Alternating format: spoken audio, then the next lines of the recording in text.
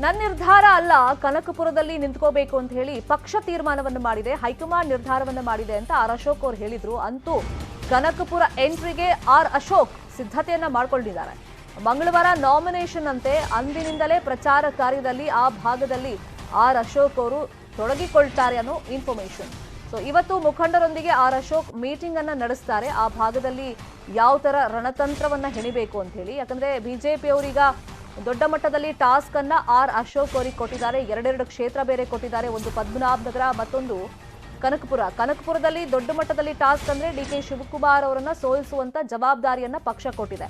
So ಈಗ R Ashok ಅವರ ಮುಂದಿರುವಂತ plants ಗಳು ನೋಡ್ತಾ ಹೋಗೋದಾದ್ರೆ ಡಿ.ಕೆ.ಶಿ ವಿರೋಧಿಗಳನ್ನ ಸೆಳೆಯೋದು, ಡಿ.ಕೆ.ಶಿ ವಿರುದ್ಧವಿರುವಂತ ಸಮುದಾಯಗಳಿಗೆ ಗಾಳವನ್ನ ಹಾಕೋದು, ಡಿ.ಕೆ.ಶಿ ವಿರುದ್ಧ ಇರುವಂತ ಮತಗಳ ಮೇಲೆ ಯಾವ ತರ ಕಣ್ಣನ್ನ ಇಡಬೇಕು, ಅದನ್ನ ಯಾವ ರೀತಿ ಪಡ್ಕೊಳ್ಬೇಕು ಅನ್ನೋದ್ರ ಲೆಕ್ಕಾಚಾರದಲ್ಲಿ ಆರ್ ಅಶೋಕ್ ಅವರು ಇದ್ದಾರೆ. ಇನ್ನು ಕಾಂಗ್ರೆಸ್ನಲ್ಲಿ ಒಂದಿಷ್ಟು ಅಸಮಾಧಾನಿತರು ಅಂತ ಇರ್ತಾರಲ್ಲ, ಅವ್ರಿಗೆಲ್ಲ ಗಾಳ ಹಾಕಬೇಕು ಅಂತ ಹೇಳಿ ಆರ್ ಅಶೋಕ್ ಅವರು ಒಂದು ಪ್ಲಾನ್ ಅನ್ನ ರೆಡಿ ಮಾಡ್ಕೊಂಡಿದ್ದಾರೆ.